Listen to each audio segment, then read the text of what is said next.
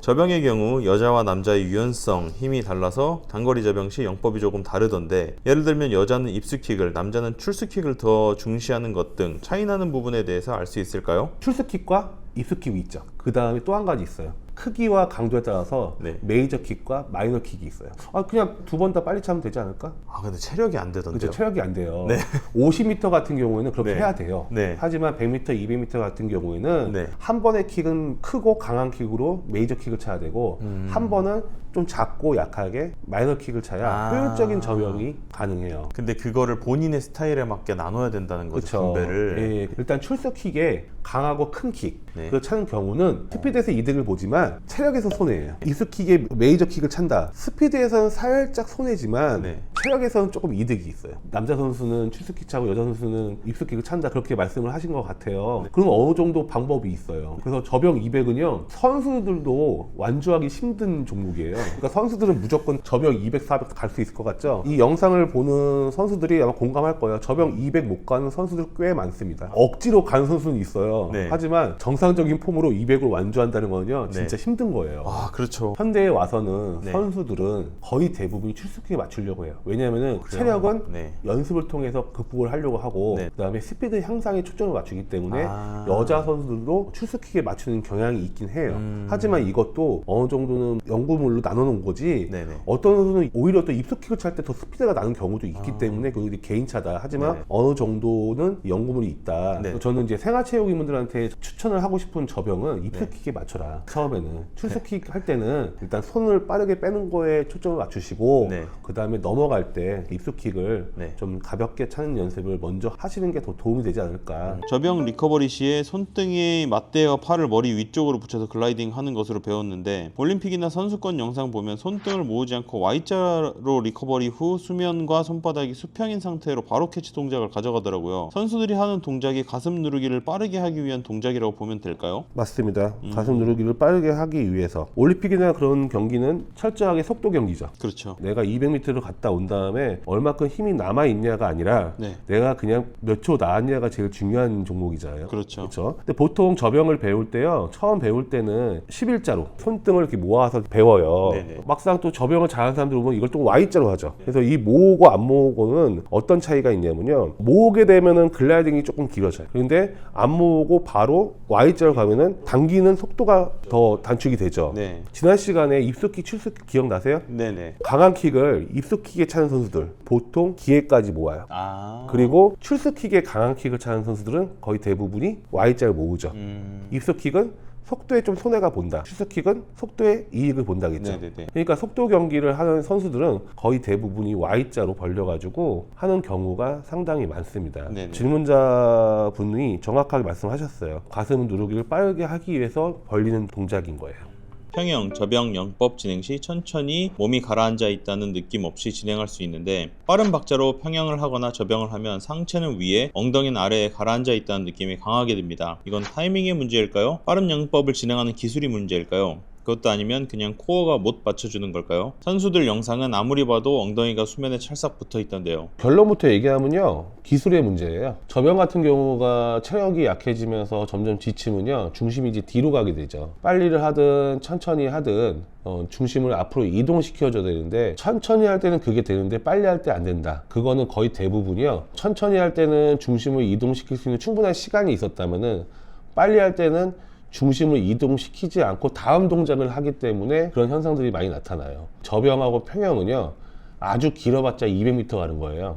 그래서 중심을 앞으로 이동시키는 걸 먼저 습득을 하신 다음에 그 다음에 단거리로 가셔야지, 중심을 빨리 한다고 해서 중심이 계속 뒤에 있으면은 그 테크닉은 계속 비효과적인 테크닉이 될 수밖에 없어요. 저병은 웨이브가 먼저라고 생각하시나요? 킥이 먼저라고 생각하시나요? 이건 너무나 당연해서 제가 답을 못 하겠어요. 웨이브 동작이 킥 동작이고요. 네. 킥 동작이 웨이브 동작이에요. 그렇죠. 네. 그렇기 때문에 웨이브가 먼저다, 킥이 먼저다? 요거는 조금 오해를 하신 것 같아요. 그래서 웨이브 동작에서 마무리를 짓는 게 킥인 거고, 그냥 몸통만 생각하면 웨이브겠죠. 네. 당연히 웨이브가 돼야 킥이 됩니다. 자, 수영하다가 강사님마다 말이 다른 거 몇 가지가 있는데 궁금합니다. 첫 번째, 접영할 때 어떤 강사님은 머리를 먼저 집어넣고 팔이 따라오게 하라는 강사님이 있고, 어떤 분은 머리는 가만히 두고 팔 넘어갈 때 같이 넘어가라고 하는 강사님이 있으신데 어떤 게 더 나을까요? 왜 접영할 때 머리를 이용할까요? 본인의 하중을 이동시키려고? 그렇죠. 네. 머리가 빠르게 리드를 해서 네. 몸통이 같이 쫓아오게 해가지고 네. 결국에는 이제 좋은 웨이브, 네. 좋은 체중 이동을 시키려고 하는 거잖아요. 네. 근데 가끔 보면 선수들은 네. 머리를 머리를 그렇게까지 빠르게 이동시키지 않죠. 가슴 자체로만 충분히 웨이브를 줄 수 있기 때문에 네. 굳이 머리가 리드하지 않아도 그 목표를 달성할 수 있기 때문에 그렇게 하는 거잖아요. 그러니까 이 두 가지 방식이 어떤 건 맞고 어떤 게 다르다고 얘기할 수는 없죠. 네네네. 근데 아마 거의 대부분, 저도 마찬가지지만 네. 머리를 빨리 넣으라고 얘기를 합니다. 네. 왜 그러냐면은 머리를 빨리 넣게 되면은 좀 더 편안하게 가슴이 눌러지는 예, 그 동작을 취할 수 있기 때문에 머리를 빠르게 넣으려고 하는데, 네. 근데 만약에 내가 충분히 할 수 있다면 굳이 머리를 빠르게 넣을 필요는 없겠죠. 네. 근데 접영 200을 기준으로 보면은요, 다는 아니어도 머리가 미세하게 빨라요. 팔보다는. 그러면 접영 50 같은 경우에는 네. 그냥 같이 들어가요. 아, 아니면 늦게 들어가든가. 네네. 그래서 우리가 어떤 폼을 얘기할 때는 네. 단거리냐 장거리에 따라서 조금 구별을 해서 볼 필요는 있지만, 네. 아마 질문하신 분들은 선수가 아니라 그냥 생활체육이시면은 네. 거의 장거리 폼으로 많이 얘기를 하시잖아요. 네. 그때는 머리가 빨리 들어가는 게 좀 더 좋은 폼이 나올 확률이 커진다. 그렇다고 해가지고 머리랑 같이 들어가라고 얘기했던 강사님이 뭐 틀린 건 아니죠. 네. 결국의 목적은 숄더 다운이다. 네. 그 동작을 하기 위해서 하는 거니까 네. 그 동작이 잘 되시면 그냥 편안하게 하시고, 그 동작이 안 되신다면 머리를 좀 더 빠르게 넘어가는 거를 추구하시는 게 좋은 방법일 것 같습니다.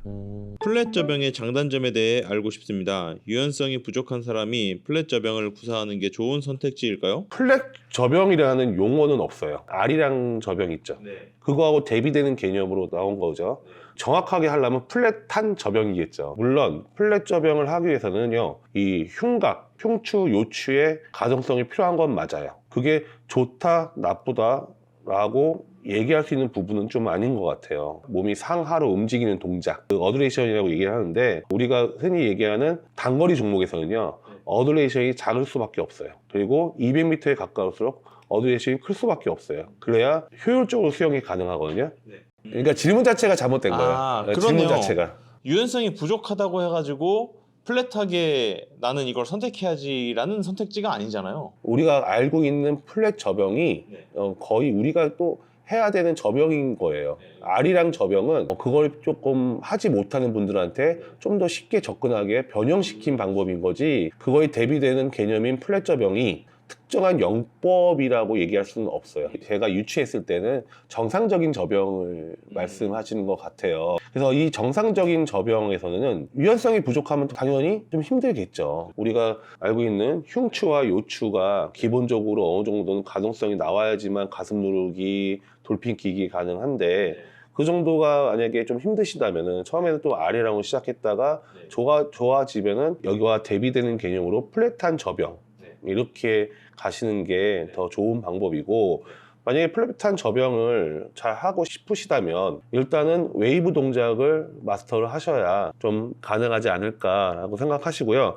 굳이 장단점을 얘기하자면은 플랫할수록 속도는 증가하나 힘이 들죠. 그리고 R이랑에 가까울수록 힘은 아낄 수 있으나 속도는 나지 않죠.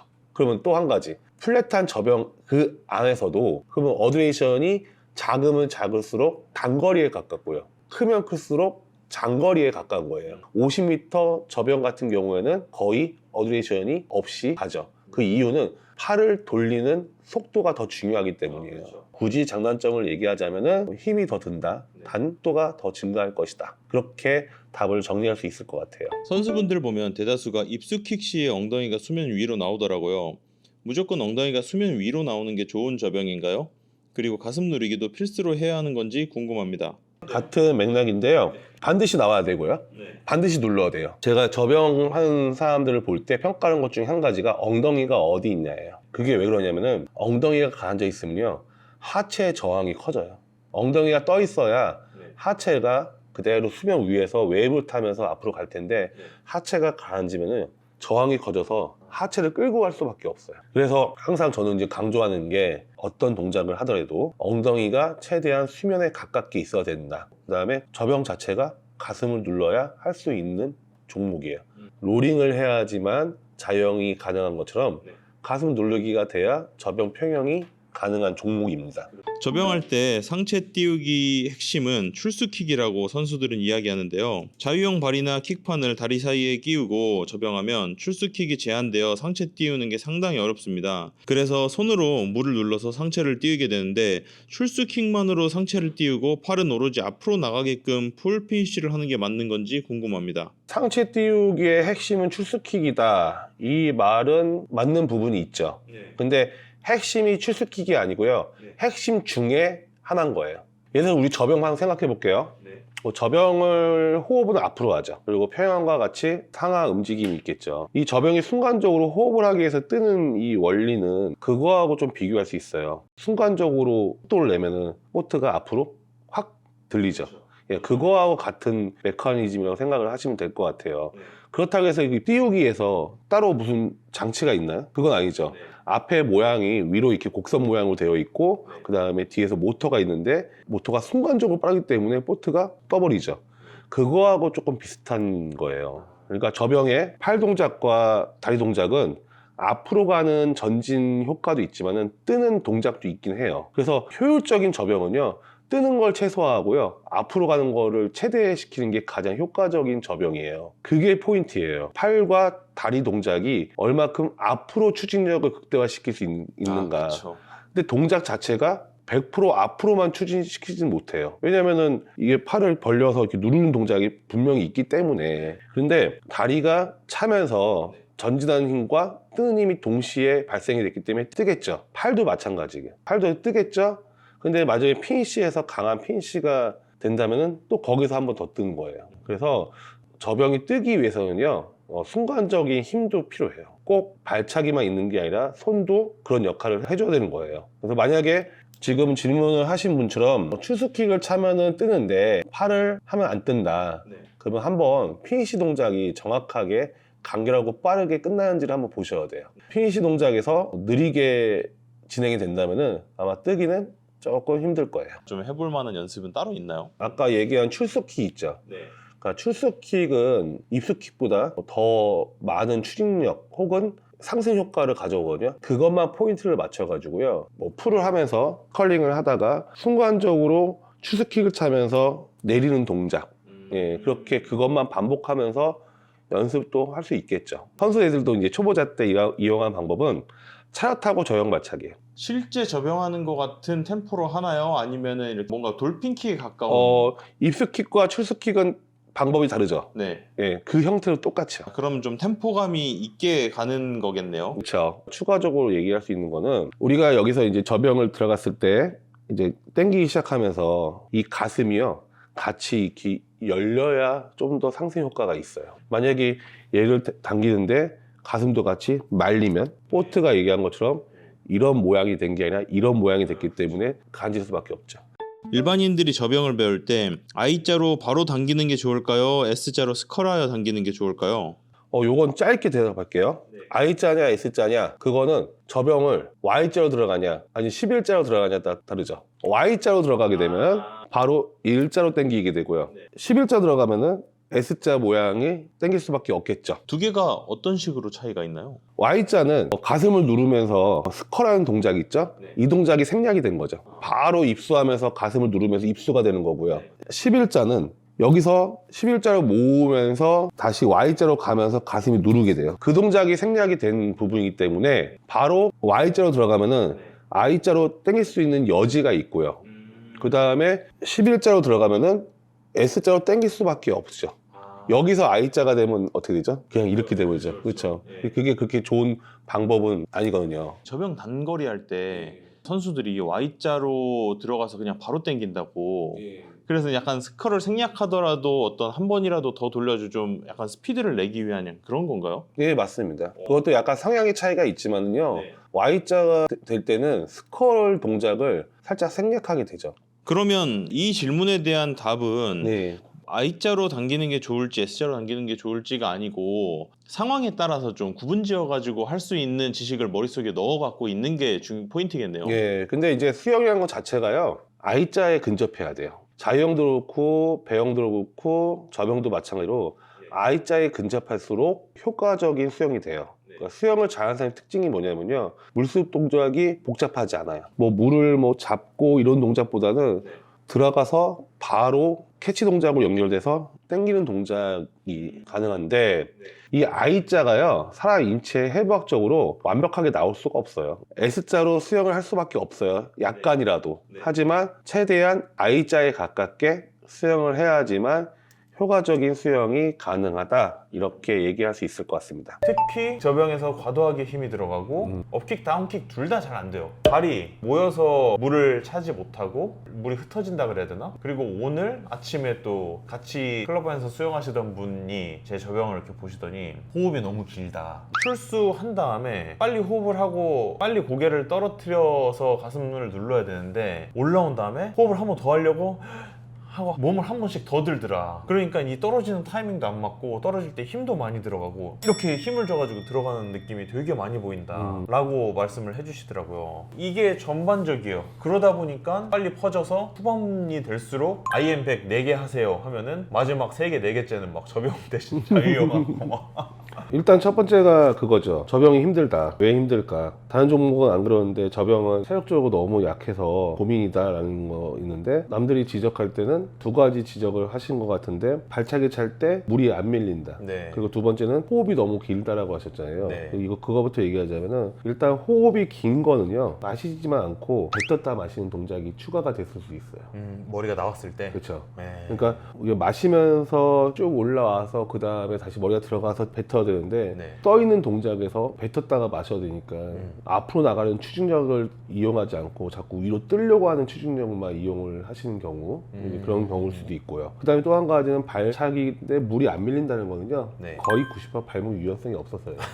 맞습니다. 거의 근데. 대부분이 그래요. 네. 아마 발목 유연성이 그 정도면은 앉아가지고 발목이 펴지지가 않을 거예요. 네. 예, 그건 거의 발차기 안 차신 분들이 공통적인 거고 네. 저병은 수영에서 가장 마지막으로 배우는 거잖아요. 네. 그 이유가 힘이라는 요소가 가장 많이 들어가는 거예요. 그 그리고- 말씀 하셨잖아요. 이제 저병은 수영 중에서도 근력 운동이 가능한. 예, 파워가 상당히 중요한 거고 네. 우리 선수들 말 안 듣거나 힘을 키우려면 저병 시켜요.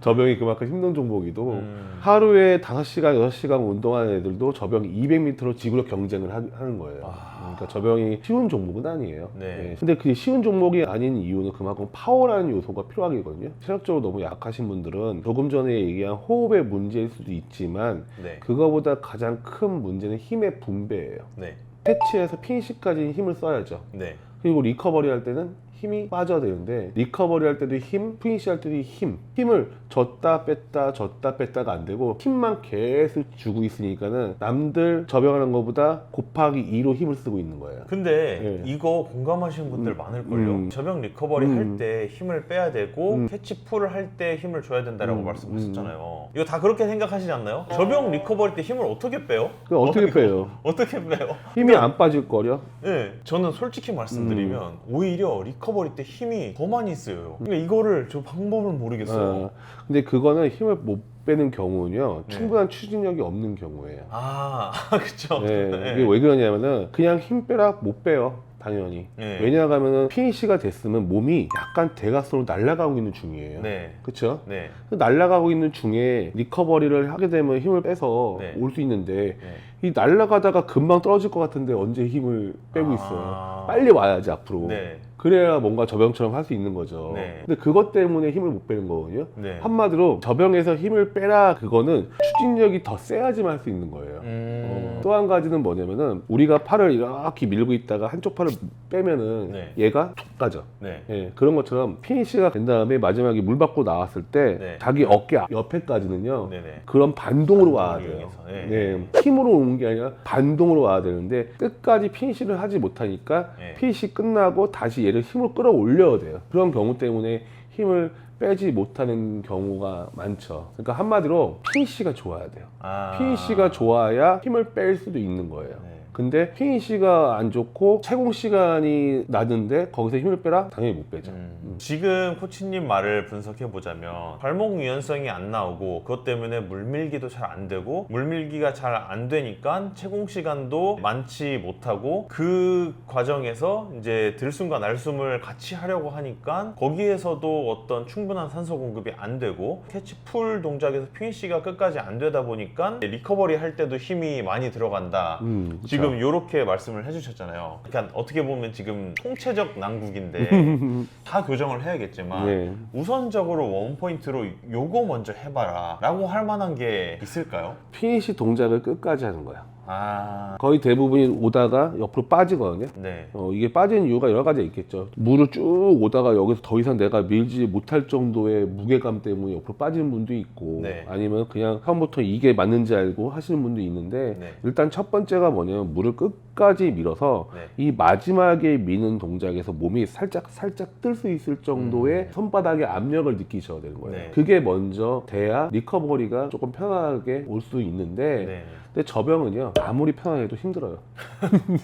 힘들어요. 네. 그러면 어디서 조금 휴식 시간을 가져야 되냐면요 가슴 누르기예요. 네.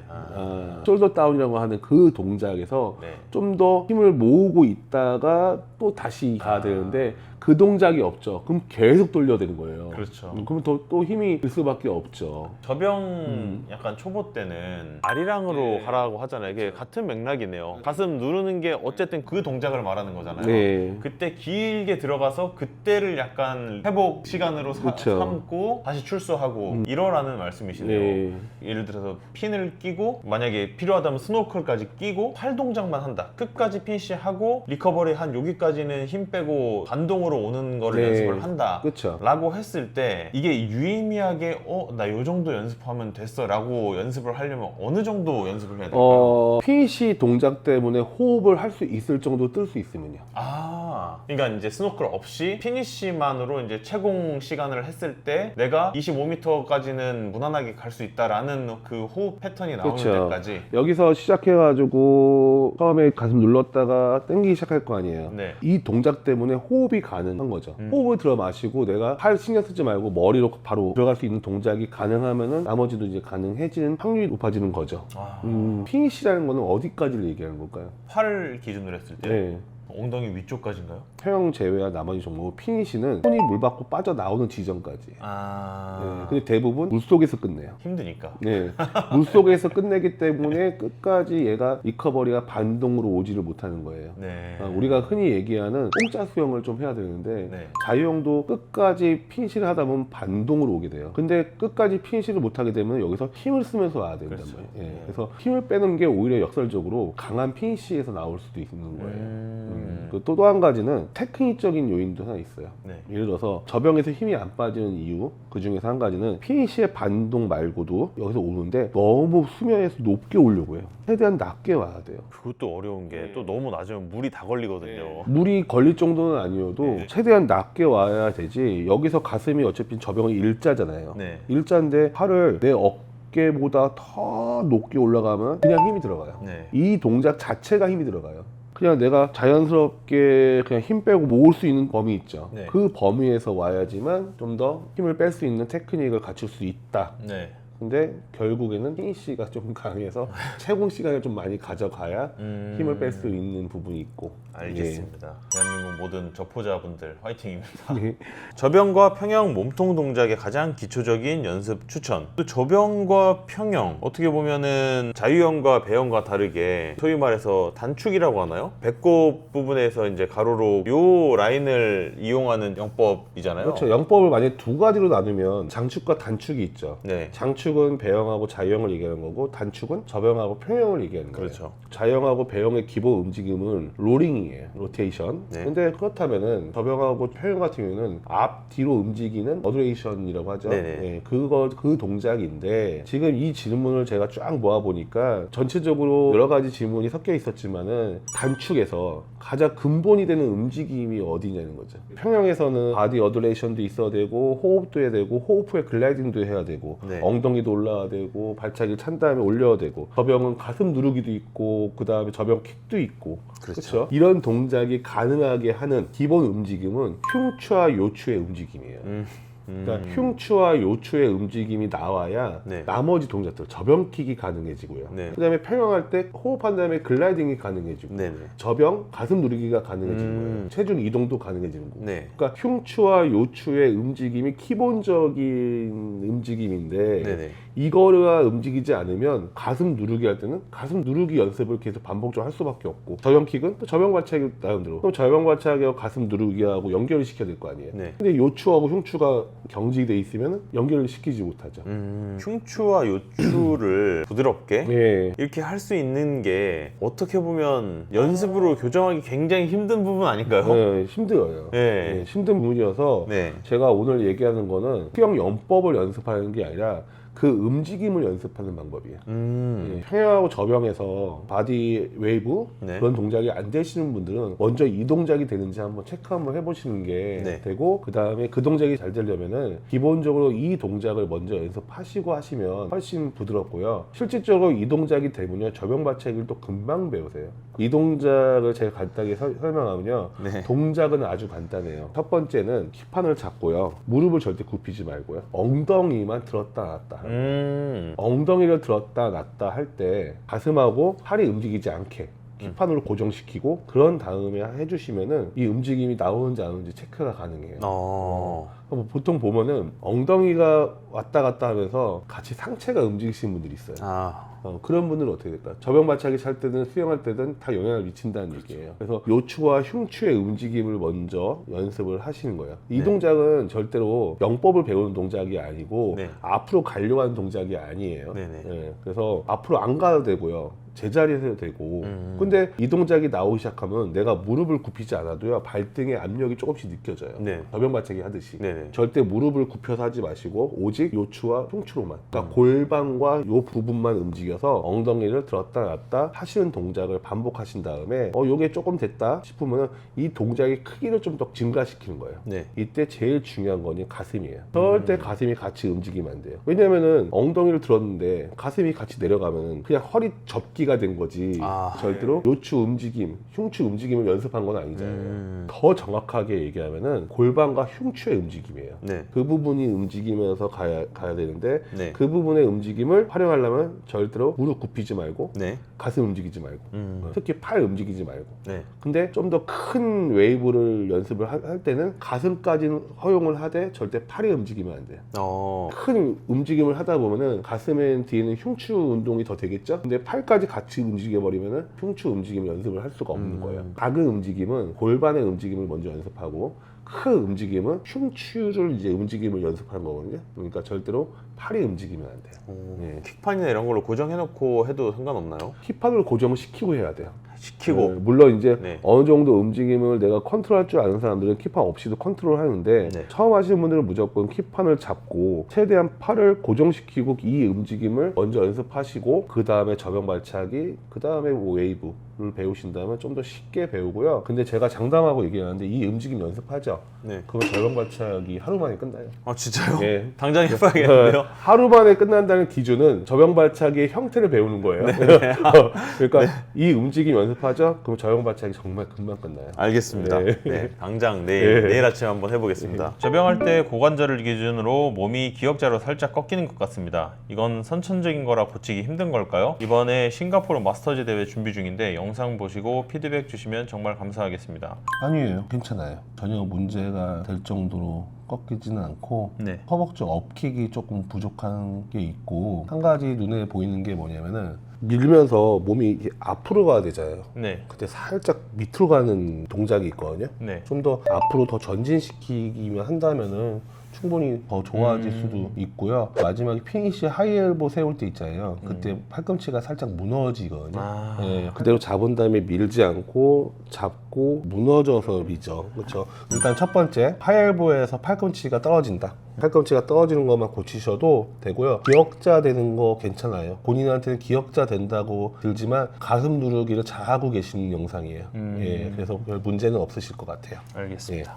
안녕하세요. 저는 마스터즈 대회를 다니고 있는 30대 여성입니다. 저병을 잘하고 싶은데 대시를 하면 뭔가 나아가는 느낌보다 첨벙대는 느낌이에요. 손 엔트리와 입스킥을 같이 찬다는 말을 많이 들어요. 엉덩이도 안 떠오르고 입스킥이 빠르니까 나아가는 느낌보다 첨벙대는 느낌인데 아무리 한팔 저병을 많이 해도 고쳐지지 않는 것 같아요. 한팔 저병할 때는 타이밍이 맞는데 대시하면 또 급해지더라고요. 천천히 하는 연습부터 시작해야 할까요? 영상은 파란색 시합복 입은 사람이 저입니다. 코치님 오케이. 답변 기다리겠습니다. 일단은 잘하시네요. 되게 잘하시는데 한 가지가 이제 문제가 뭐냐면은 접역킥을 찬 다음에 우리 업킥이라고 하죠. 네. 예, 업킥이 전혀 안 되고 다시 접는 거예요. 아. 그래서 엉덩이는 올라온 것처럼 보여도 이 햄스트링에 해당되는 여기가 찬 다음에 이렇게 같이 올라와야 되거든요. 네. 같이 올라와야 되는데 얘가 올라오지 않고 그냥 여기서 찬 다음에 업킥을 차버리니까 얘가 브레이크를 걸어버리는 거예요. 아. 그래서 이런 동작이 나오는 사람의 특징이 뭐냐면은 네. 한 번에 탁 넘어가지 않고 네. 뭔가 이렇게 따닥거리거든요. 오히려 킥을 안 차는 게 도움이 될 정도로 업킥이 없으신 거예요. 네. 아마 한팔 접영하면 이 업킥이 잘 돼요. 네. 그래서 아마 한팔 접영할 때는 잘 되시고 아. 두 팔로 하면 안 되시는 것 같은데 지금 영상이 좀 많이 짧아요. 많이 짧아서 다 확인할 수 없지만 이분은 업킥만 고치셔도 어마어마하게 빨라질 것 같아요. 알겠습니다. 되게 잘하세요. 알겠습니다. 저병 출수킥 타이밍이 늦어지는데 잘 수정이 안 된다고 합니다. 예. 킥 타이밍 훈련 드릴이 궁금하다고 합니다. 요 드릴은 제가 영상으로 한번 소개를 하겠습니다. 우리가 킥을 보면 입수킥이 있고 출수킥이 있는데 출수킥에 딱 특화돼 가지고 하는 드릴이 있어요. 그 드릴을 제가 하나 영상으로 찍어서 소개를 해드리겠습니다.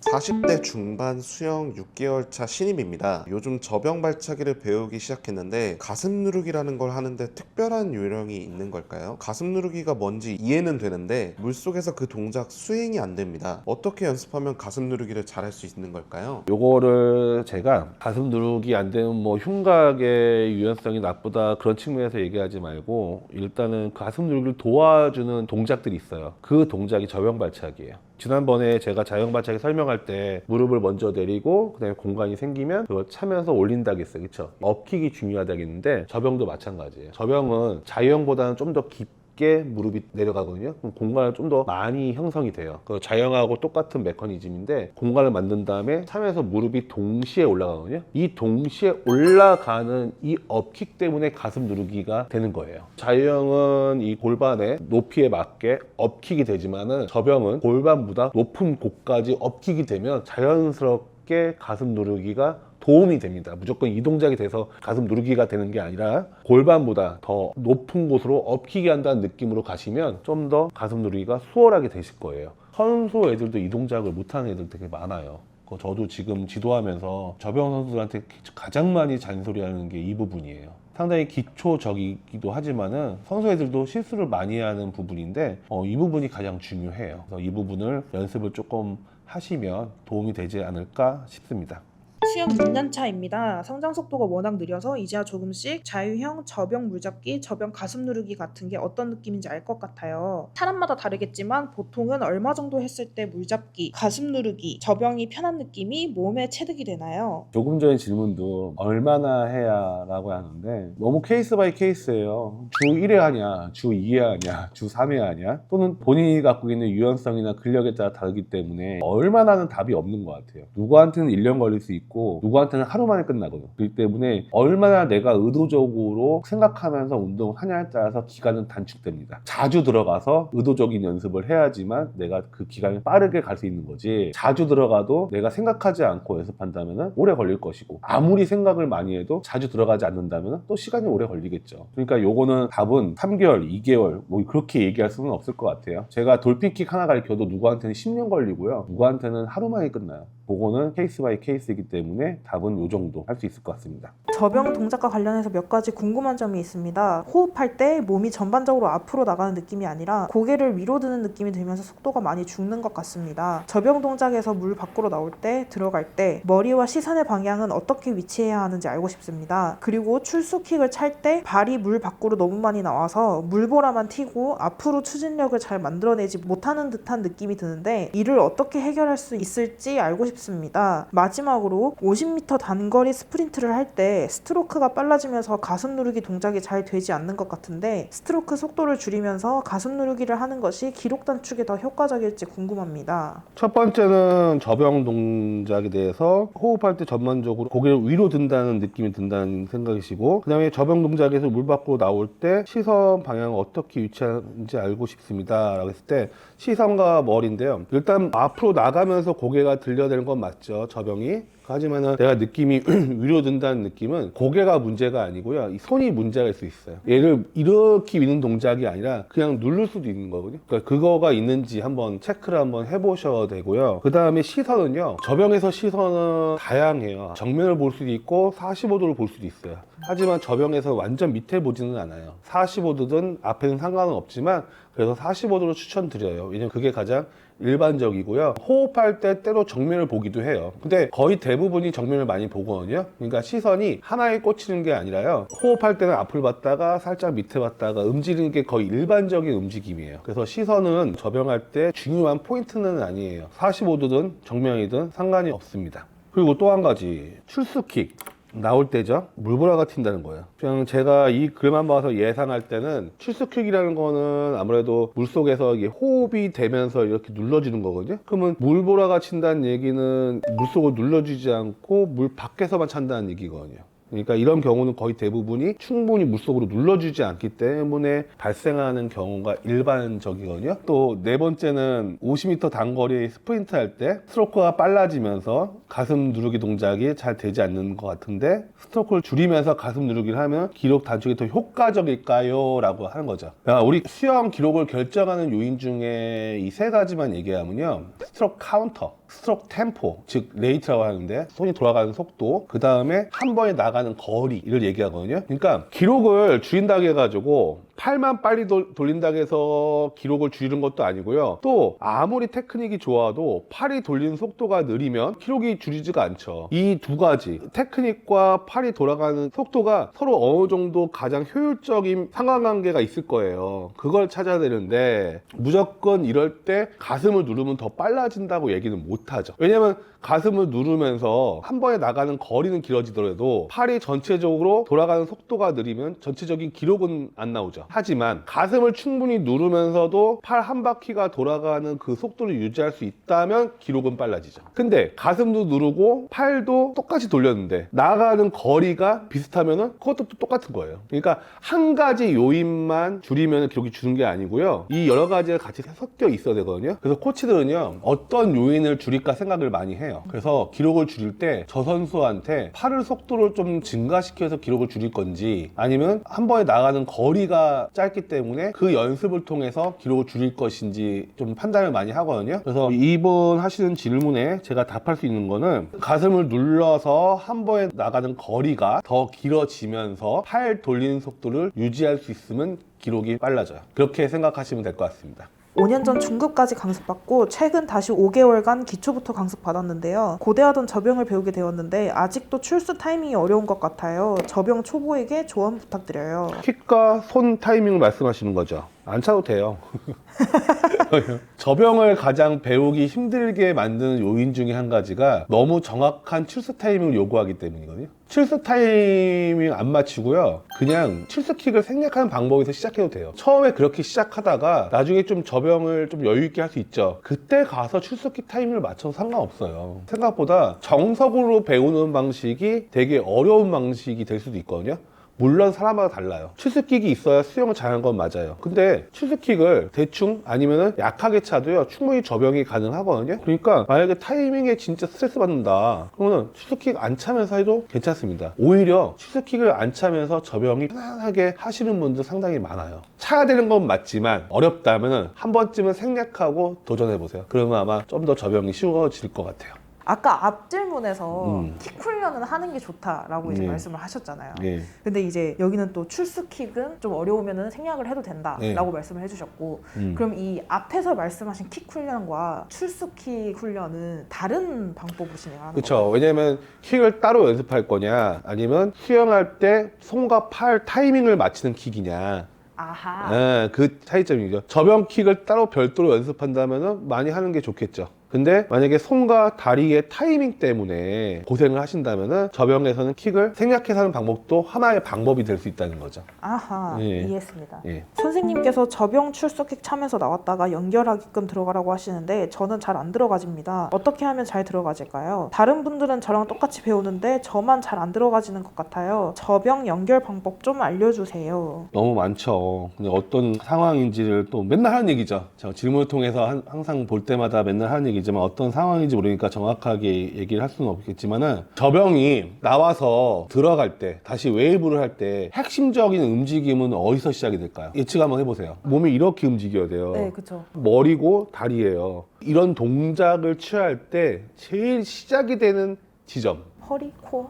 그렇죠. 골반과 요추의 움직임이 확보가 돼야 돼요. 골반과 요추의 움직임이 확보가 돼야지 나머지 움직임이 되거든요. 근데 나머지 움직임만 연습하고 이 핵심을 연습을 안 한다면은 아무리 연습해도 비효율적으로 할 수밖에 없어요. 그 동작이 되는지 한번 체크 한번 해보세요. 수영할 때 떠가지고 다리도 가만히 있고 손도 가만히 있고 그 상태에서 엉덩이만 위아래로 계속 움직일 수 있는지, 그게 요추와 골반의 움직임은요, 하다못해서 등에 있는 뼈도 같이 움직여야 되는데 그 움직임이 확보가 안 된다면은 아무리 배워도 어려움이 있을 수밖에 없어요.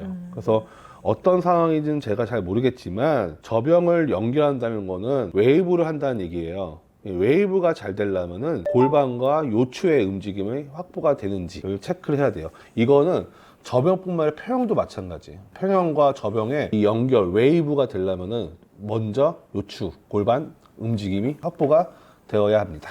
안녕하세요. 저는 46세이며 마스터즈 수영대회를 즐겨 참가하고 있는 아마추어 수영인입니다. 현재 제 저병 50m 최고 기록은 28.41초이며 목표는 27초 대 진입입니다. 하지만 최근 기록이 정체되어 있어 고민이 많습니다. 제가 느끼기에는 제 스트로크 템포가 다른 선수들보다 다소 느린 편인 것 같은데 이 경우 스트로크 템포를 더 빠르게 돌리는 연습을 하는 것이 나은지, 아니면 현재 스트로크 수 약 21개에서 22개를 유지하면서 근력 향상이나 DPS를 높이는 방향이 더 효율적인지 궁금합니다. 또한 스트로크 속도를 높이려다 보면 킥과 풀의 박자가 무너질 때가 있는데 이러한 리듬 붕괴를 방지하면서 템포를 높이는 연습법이 있다면 조언 부탁드립니다. 스트로크 템포가 느리대요. 더 빠르게 돌리는 연습을 나은지 그 연습 하셔야죠. 그 연습도 분명히 중요하죠. 두 번째는 현재 스트로크 수가 21개, 22개 유지하면서 근력 향상이나 DPS 높이는 방법이 더 효율적인 건지 궁금합니다. 요새 좀 오해가 있는 것 같아요. DPS라는 거는 한 번에 나가는 거리를 얘기하는 거거든요. 그 거리를 늘리면 스트로크 카운터가 자연스럽게 줄겠죠. 근데 이분은 이거를 유지하면서 DPS를 길게 간다? 앞뒤가 안 맞는 얘기예요. 그리고 또 한 가지, 약간 선수 지도하는 어떤 마인드로 이분을 바라볼게요. 기록이 빠르니까. 네. 21개, 22개래요. 분석이 안 돼 있는 거예요. 한 개 차이가 어마어마한 차이인데 본인이 기록 나올 때 21개인지 22개인지도 헷갈린다면 분석된 거 아니에요. 한 개 차이가 1초가 넘을 수도 있는데요. 요거는 격차가 너무 큰 분석이에요. 이거는 생활체육에서 이런 거 다 가능하지만 이분 이제 수영을 좀 잘하시는 분이고 영상 분석도 하시면서 정말 노력을 많이 하시는 분이니까 제가 명확하게 얘기를 할게요. 분석이 잘못됐고요, 개념이 잘못됐습니다. 그리고 스트로크 템포는 더 빨리 돌리는 게 좋아요. 좋은데 이분이 얘기한 것처럼 박자가 맞아야 되면서 리듬이 붕괴가 되지 않으면서 템포가 빨라져야 돼요. 그 템포가 무너지면서 빨라지는 거는 의미가 없어요. 빨라지는 건 좋지만 그 템포를 유지하면서 한다. 그럼 어떤 연습 방법이 있을까? 라는 게 이제 고민인 거잖아요. 그렇죠. 방법이야 뭐 수백 가지가 있겠지만은 이 정도 수영하시는 분한테 가장 좋은 방법은요, 일단은 스트로크 카운터를 좀 정해놓고 하는 연습이 있어요. 예를 들어서 스트로크 카운터 25m, 30m 이렇게 연습하는 게 아니고 이번에는 스트로크 카운터 5개, 6개, 7개 이렇게 빠른 박자를 5개에서 6개, 7개, 8개 부담되지 않은 선에서 시작해가지고 점점 개수를 늘려가는 방식도 하나의 방법일 수도 있어요. 무조건 수영장에서 미터로 연습할 필요도 없어요. 스트로크 카운터로도 연습할 수도 있죠. 그리고 또 한 가지는 템포기가 있어요. 템포 트레이너. 본인이 하고자 하는 템포가 있다면은 그 템포에 맞춰서 수영하는 연습을 좀 하시면 돼요. 어쨌든 뭐 방법이야 여러 가지가 있지만 너무 미터 수에 초점을 맞추지 마시고 내가 몇 피치에 어디까지 갈 수 있는지를 초점을 맞춰서 연습하는 것도 하나의 방법입니다. 선생님께서 저병은 출수킥으로 몸이 올라와야 한다고 하셨는데 저는 잘 안 올라오고 팔이 자꾸 물에 걸리네요. 손도 같이 눌러주면서 올라오면 더 잘 올라오지 않을까요? 그리고 출수킥은 수면에서부터 아래로 차야 할까요? 아니면 수면 아래 물속에서만 차야 할까요? 저는 이런 질문도 힘들어요. 일단은 한 가지 정보에 오류가 생긴 상태에서의 질문이에요. 그러니까 출수킥으로 몸을 올라온다, 그건 맞는 얘기예요. 네. 근데 제가 이거를 읽으면서 이 글에는 없지만 제가 느끼는 게 뭐냐면은 네. 이분은 손을 먼저 밀고 그 다음에 킥을 찼을 것 같아요. 왠지. 네, 왠지 그랬을 것 같아요. 제가 그냥 느끼는 감정이에요. 네. 그러면 우리 저병 타이밍 한번 얘기해 볼게요. 저병이 타이밍이 킥하고 풀하고 동시에 끝날까요? 아니면 킥이 먼저 끝날까요? 손이 먼저 끝날까요? 이 세 가지 중에 뭐가 있을까요? 헷갈려요. 헷갈리죠. 네. 일단은 아닌 건 있어요. 네. 손이 먼저 끝난다. 일단 그건 아니에요. 네. 손이 먼저 끝난다는 아니에요. 네. 두 가지죠. 동시에 한다. 네. 킥이 먼저 끝난다. 네. 그렇죠. 동시에 하는 것처럼 보여요. 근데 가만히 들어보면 킥이 먼저 끝나요. 마지막에 같이 차는 것처럼 보이지만은 네. 마지막 순간에 킥이 먼저 끝나고 그 찰나에 피니시가 들어가요. 그래서 이렇게 보니까 출수킥으로 올라오는 거 맞아요. 그것도 도움이 되죠. 네. 도움이 되는데 이미 몸이 올라오고 안 올라오고의 80% 결정은요. 네. 앞에서 들어가서 캐치해서 이미 결정이 된 거예요. 음... 왜냐하면 가슴 누르고 여기서 딱 들었을 때 네. 어느 정도 물 올라와 있잖아요. 네. 그렇죠. 아직 킥은 안 찬 거예요. 네. 그렇죠. 아... 네, 아직 킥은 안 찬 거예요. 마지막에 킥을 차면서 마무리 짓고 또 손으로 마무리 짓는 거예요.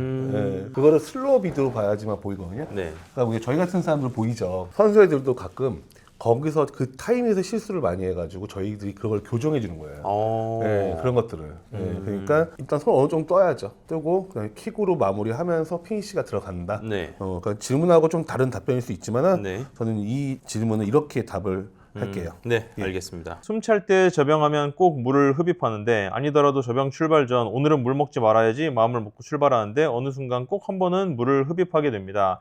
순간 패닉이 오니 저병 공포증이 생기겠어요. 저병, 물속, 물 아래 모두 폼 좋다는 말을 계속 듣고 있는데 물 흡입이 문제예요. 예상되는 문제점이 있으시다면 알려주시면 안 될까요? 수력 2년째고 저병 50m는 가능한데 50m 이후는 물 흡입을 꼭 해버려서 안 하게 됩니다. 이건 솔직히 이런 건 진짜 영상을 봐야지 하는 거죠. 그렇죠. 네, 정말 영상을 봐야 되는데 딱 질문을 듣고 예상하는 거는 어느 정도는 올라오고 물이 조금 더 올라온 다음에 호흡을 마셔야 되는데 호흡을 할 수 있는 자세를 만드는 타이밍과 네. 내가 실질적으로 마시고 있는 타이밍이 달라서 물이 들어갈 수도 있겠죠. 자영하다가 아직 물이 여기 있는데 네. 벌써 들어 마셔가지고 물 드시는 분들 상당히 많아요. 네네네. 그리고 또 스노클 가끔 끼는데 네네. 스노클이 잠겨 있는데 네. 거기서 마시는 분들이 있고 그래서 물을 마신다는 거는 어쨌든 내가 입 주변에 뭔가 물을 들어갈 수밖에 없는 상황인 거잖아요. 그렇죠. 그렇죠? 짧게 답을 해보자면은 호흡을 할 수 있는 상황과 호흡을 마시는 타이밍과 약간 오류가 발생한 것 같아요. 혹은 타이밍 가기도 전에 피니시를 끝내는 단계의 높이가 모자란 건 아닐까요? 그렇죠. 높이. 약간 예. 근력이나 힘이 좀 딸려서 높이가 모자라면 그러니까 너무 조금 뜨는 거죠. 왜냐면은 제가 저병하는 날에 1000 몇 바퀴는 괜찮아요. 근데 저도 계속 돌다 보면은 나중에 가면 점점 물을 먹어요. 저도 이거 뭔지 알거든요. 저병에서 호흡하다 물 먹어가지고 패닉 오는 거? 소위 말해 털렸다고 하죠. 털리면은 이게 피니시가 끝까지 안 되는 거예요. 그러면 제가 하면서도 느껴져요. 몸이 들뜨는 거예요. 그쵸, 여기서 그쵸. 호흡하면 안 되는데 라고 생각이 드는데 어떻게 호흡은 해야지 숨이 차니까 그러면 바로 이제 물을 먹는 거죠. 그래서 그런 이유도 있지 않을까. 예, 그렇죠. 그 얘기가 바로 그 얘기예요. 호흡을 할 수 있는 포지션을 만드는 너무 낮게 떼어가지고 네. 예, 그럴 수도 있죠. 근데 이런 것들은 뭐 이유가 생각보다 단순할 수도 있어요. 네. 지금 말씀을 해준 것처럼 네. 물 속에서 들어 마시면 네. 어쩔 수 없이 물을 마시죠. 저는 그 코치님이 말씀 주셨던 걸 응용해서 한번 얘기를 해볼게요. 저희 이제 다른 영상에 보면 그런 게 있거든요. 꼭 25m, 50m를 가려고 하지 말아라. 그러니까 내가 피니시를 끝까지 할 수 있는 선에서 5m나 10m로 채공 시간을 늘리는 연습을 해보시면 어떨까. 그렇죠. 이 생각을 좀 하거든요. 좋아요. 네. 그것도. 수영을 25짜리 수영장이 거의 일반적이죠. 네. 근데 25짜리로 운동할 이유는 없는 거예요. 카운터로 운동할 수 있어요. 네. 한 번부터 시작해서 두 번, 세 번, 네 번. 생각해보면 오히려 이게 더 효과적인 방법일 수 있어요. 네, 자꾸 우리는 저 끝까지 가야 되라고 생각하니까 너무 네. 먼 목표예요. 아. 네, 근데 나는 딱 5번만 할 거야. 네. 5번만 집중하면 되거든요. 그렇죠. 그래서 네. 그런 식으로 연습하는 것도 상당히 좋은 방법이고 네. 그런 훈련도 전문 체육에는 있어요. 일단 영상이 저병, 자유형, 평형 이렇게 있고 제가 배영을 못 찍었어요. 네. 그래서 저병 먼저. 같이 한번 볼게요. 네. 스타트 먼저 하셨고 음. 그렇죠. 한 가지 느끼는 거는 네. 저희가 한 2년 전에 같이 수영했었죠? 네. 그때하고 똑같네요. 저병은 진짜 힘들어서 못 하겠더라고요. 네. 뭔가 해도 늘지 않는 봐봐요. 느낌이. 지금 같은 저병을 하셨을 때 네. 본인은 어떻게 느꼈어요? 어떤 느낌으로 수영을 하고 계신 거예요? 물 잡기가 너무 힘들고 상체에 힘이 과도하게 많이 쓰이고 네. 그런 거에 비해서 몸이 많이 안 떠서 네. 호흡이 힘들다. 일단은 우리가 수영을 조금 이해를 할 필요가 있는 게 수영에서 제일 중요한 게 뭘까요? 효율적으로 저항을 줄이는 거? 그렇죠. 네. 그 효율적 저항도 줄이고 그 다음에 팔다리는 네. 몸통에 붙어 있잖아요, 그렇죠? 네. 그러니까 결국에는 수영은요 몸통부터가 완성이 돼야 할 수 있는 종목이거든요. 네. 근데 팔다리는 한계가 있어요. 네. 몸통이 안 된 상태에서 하다 보면은 한계가 있는데 지금 다시 처음부터 보시면 들어가가지고 이제 저병 돌피킥 차시죠. 네. 여기서 잠깐 돌피킥 찰 때도 마찬가지예요. 네. 돌피킥 찰 때도 허리가 전혀 움직이지 않죠. 네. 허리가 전혀 움직이질 않고 네. 하체 힘으로만 가시고 가장 큰 이유는 엉덩이의 위치예요. 네. 엉덩이하고 가슴하고 이렇게 어드레이션이 돼야 되는데 그 부분이 전혀 안 되고 팔 따로 다리 따로 타이밍만 맞추려고 가는 거죠. 수영에서 가장 중요한 거는 몸이 움직이면서 이 리듬에 맞게 팔다리가 움직여야 되는 게 첫 번째인 거예요. 네. 근데 이제 감독님 같은 경우에는 첫 번째는 지금 돌핀킥에서도 나온 현상처럼 허리를 전혀 사용하지를 않고 체스트 프레스 아니면 숄더 다운이라고 하는 동작이 하나 있는데 그게 네. 뭐냐면은 저병을 모았을 때 가슴 누르는 거 있죠. 네. 우리가 흔히 얘기하는 가슴 누르기 동작도 손이 더 깊게 들어가지 어깨가 더 깊게 들어가진 않죠. 그래서 가슴 누르기가 안 되니까 당연히 엉덩이가 올라오지도 않고 네. 엉덩이가 안 올라오니까 당연히 가슴도 눌러지지 않은 거죠. 그래서 감독님 같은 경우는 가장 먼저 해결을 해야 될 게 일단 첫 번째가 바디 어드레이션이에요. 네. 네. 우리가 흔히 얘기하는 웨이브 있죠. 네. 네. 그거를 먼저 해결을 하셔야 되는데 네. 영상을 보면서 다시 한번 얘기할게요. 네. 일단 첫 번째 스타트 구간에서 돌핀킥 똑같아요. 바디 어드레이션이 안 되니까 돌핀킥도 하체로만 차죠. 네. 그 다음에 또 한 가지는 어떤 느낌이 있냐면은 피니시까지는 어느 정도 괜찮아요. 근데 영상을 보시면 쭉 밀다가 끝까지 밀지 않고요. 네. 여기서 손목을 제껴서 날라와요. 한번 영상 한번 보세요. 끝까지 밀지 않고 네. 손목이 돌아간 상태에서 오죠. 그건 네. 물이 뒤로 촥 미는 동작이 아니라 어떻게 돼요? 중간에 놓고 올라오는 동작이에요. 네. 네. 그러니까 충분히 가속이 안 붙으니까 앞으로 넘어가는 동작도 제대로 되지가 않는 거죠. 여러 가지 요인이에요. 일단은 물 잡는 것도 마찬가지 여러 가지가 있지만 이 영법을 구사하시는 분들은 아마 어느 정도 파워가 있기 때문에 할 수 있는 거예요. 네. 파워가 있기 때문에 25까지 50m까지 갈 수 있는데 네. 중요한 거는 바디 어드레이션만 연습을 하셔도요. 네. 지금보다는 훨씬 좋은 수영이 될 거예요. 근데 이렇게 수영하죠? 그럼 어떻게 되는지 아세요? 배영할 때부터 힘들어요. 아, 네. 아 체력 여기서 네, 벌써 다 벌써 쓰여서. 생체가 잠깐만 100m IM이죠. 네. 100m IM이면 저배 평지로 가야 되는데 네. 처음 25 하고 이제 지쳐버리는 거예요. 맞아요. 왜냐하면 선수들도요. 네. 이렇게 수영을 하면 지쳐요. 아. 200m 못 가요. 그래서 지치면 뭐가 문제냐면 물속 동작을 길게 못 가요. 물속 동작을 길게 가야 그래도 좀 체력이 보존이 되잖아요. 예. 숨이 차니까 빨리 물 밖으로 나가지고 숨 쉬려고 하는 충동이 엄청 세지더라고요. 맞아요. 그래서 이런 형태로 수영하는 게 바로 수영에서 네. 가장 지쳤을 때 나오는 현상이거든요. 저병이 지쳤을 때 나오는 현상 중에 한 가지가 엉덩이가 가라앉아가지고 결국엔 하체를 끌고 다니죠. 네. 그러니까 저항을 더 받는 거죠. 저항을 받기 때문에 힘은 더 들고. 네. 그래서 지금 발차기를 어떻게 찬다, 물잡기를 어떻게 한다, 그게 중요한 게 아니고요. 네. 일단은 엉덩이가 올라올 수 있는 어드레이션 연습이 가장 시급한 거예요. 그래서 저병은 그걸 먼저 해 보셔야 되고. 네. 근데 여기서 문제 하나 낼게요. 평영, 저병, 돌핀킥. 네. 이 세 개의 공통점이 뭘까요? 평영, 저병, 돌핀킥이요? 예. 가슴하고 엉덩이하고 시소 관계가 계속 된다는 아, 거예요. 그렇죠. 돌핀킥도 이런 움직임이 기본 패턴이고, 네네. 저병도 이런 움직임이 기본 패턴이고, 평영도 마찬가지로 이런 움직임이 기본 패턴인 거예요. 네. 거기서 가장 중요한 움직임은 첫 번째가 골반이에요.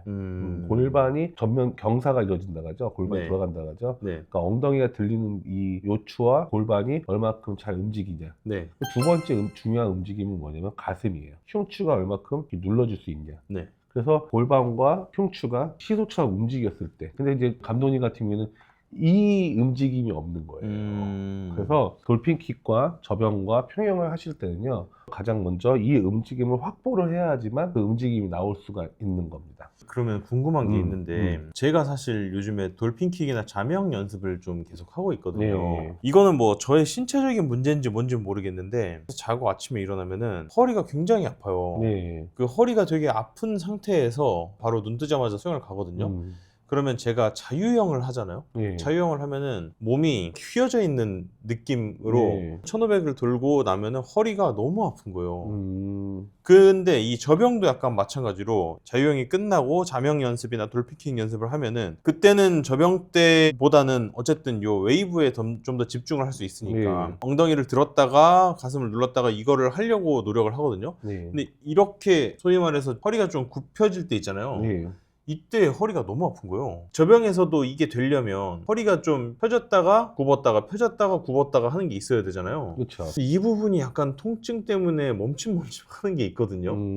그러니까 지금 어떻게 보면 통증 때문에 네. 경추부터 흉추, 요추까지 네. 이 라인이 다 굳어 있는 거잖아요. 아, 그렇죠? 예, 예. 그럼 이 라인이 굳으면 어떤 현상이 나타나냐면요. 자유형할 때 롤링도 안 돼요. 아, 잘 안 돼요. 예, 그러니까 우리가 보통 보면은 수영에서 가장 중요한 이 움직임은요, 척추에 관련된 움직임이 가장 먼저가 중요해요. 네. 얘네가 잘 돌아가고 접히고 네. 해야지만 어깨 유연성도 좋아지고요. 그 다음에 골반 유연성도 네. 좋아지고 수영이 편해지는데 네. 지금 생활체육이든 엘리트 체육도 마찬가지예요. 네. 생각보다 이 부분이 경직이 돼가지고 몸통을 이용하지 않고 팔로만 수영하는 경우가 많아요. 수영은요, 절대로 팔다리로 하는 수영이 아니고요, 몸통에 팔다리가 붙어 있는 거예요. 네네. 그래서 반드시 몸통이 따라줘야지만 효율적인 수영이 가능하죠. 네네. 그럼 이런 분들은 어떤 연습을 좀 많이 해야 될까? 네. 근데 보통 우리가 보면은 차 타고 저병발차기 같은 거 있죠? 이 허리하고 흉추 움직임을 회복할 수 있는 웨이브 동작 연습을 좀 이렇게 많이 하면서 그 동작 리듬에 맞게 다리, 그 동작 리듬에 맞게 팔, 이걸 지켜나가야 되는데 우리가 보통 생활체육에서도 마찬가지죠. 접영하세요 그러면 이 리듬을 생각하지 않고 팔은 어떤 모양으로 하지? 발차기는 언제 차지? 이것만 생각하는 거잖아요. 네. 근데 그게 중요한 게 아니고 몸통의 움직임의 리듬에 맞게 팔을 움직일 수 있냐, 이 몸통 리듬에 맞게 다리를 찰 수 있냐, 그게 중요한 포인트 중에 한 가지예요. 그러면은 네. 이제 예를 들면 자유수영을 갔을 때 이 웨이브로 자명이 됐다 아니면 스노클을 끼고 웨이브를 했든 그런 연습을 좀 많이 해줘야겠네요. 그럼요. 보통 보면은 수영장에서는 스노클 사용을 할 수 있는 수영장이 많지는 않죠. 네네네. 그럼 보통 우리가 키판 잡고 저형발차기 연습을 할 수밖에 없죠. 네. 근데 우리가 키판을 앞에 잡는 방법이 있고 뒤에 잡는 방법이 있잖아요. 네네. 근데 보통 뒤에 잡고 머리를 넣어야지만 더 발차기가 쉽게 가잖아요. 그렇죠? 네네. 근데 앞에 잡는 것도 중요해요. 왜 그러냐면은 앞에 잡으면서 저형발차기를 차요. 네. 그러면은 이 어깨가 막혀 있겠죠. 네. 흉추가 막혀 네네. 있겠죠. 그 상황에서도 엉덩이가 올라오게 만들면 허리 근육이 더 단련이 되겠죠. 네. 또 다시 힙판을 뒤에 잡고 머리 넣으면서 가슴하고 같이 진동을 일으키는 형식의 수영을 먼저 하시고 네. 그 다음에 거기에 팔다리를 추가하시는 것도 예, 좋은 방법인데 무조건 먼저 해야 되는 거는 몸이 먼저예요. 네.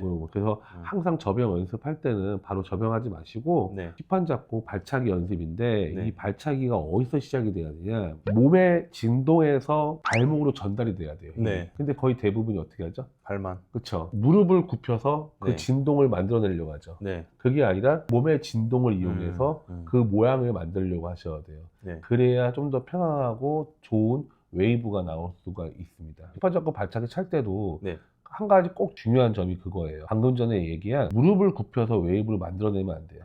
특히 가슴이나 허리의 진동을 이용해서 발목에서 웨이브가 나올 수 있게 네. 예, 이렇게 하는 게 가장 큰 포인트 중에 한 가지입니다. 네, 알겠습니다. 네. 일단은 감독님 영상을 보면은 한두 가지는 아니죠. 그렇죠. 네, 한두 가지 아닌데 우선순위를 정해주자면은 네. 웨이브 연습부터 먼저 하시라. 네. 그 연습을 먼저 하시고 나서 그 다음 얘기가 돼야 되고 네. 다음에 그걸 고쳐지면 네. 제가 또 하나씩 추가적으로 설명을 드릴게요. 저병을 어느 정도로 얼만큼 할까요? 일단 다니시는 수영장에 스노클이 사용이 가능하죠. 네. 예, 그러면 스노클 끼고 차 타고 웨이브 동작을 네. 한 200m 정도 200m. 하시고 네. 그 다음에 손을 앞에 놓고 웨이브 동작을 또 한 200m에서 총 한 400m는 하고 그 다음에 시작하시는 게 더 좋을 것 같아요. 그래서 저병 연습을. 예, 그래서 네. 처음에 들어가서 강도를 약하게 한 다음에 이것도 워밍업이 될 수 있잖아요. 그렇죠. 그래서 아예 처음부터 물속에 들어가서 이 동작을 먼저 하고 그 다음에 수영을 시작하신다고 루틴을 잡으시면은 훨씬 좋으실 것 같아요. 왜냐하면 이 동작은 네. 세 가지가 다 들어가는 동작이에요. 저병도 잘하기 위해서 들어가는 동작이지만 네. 평영도 마찬가지고 네.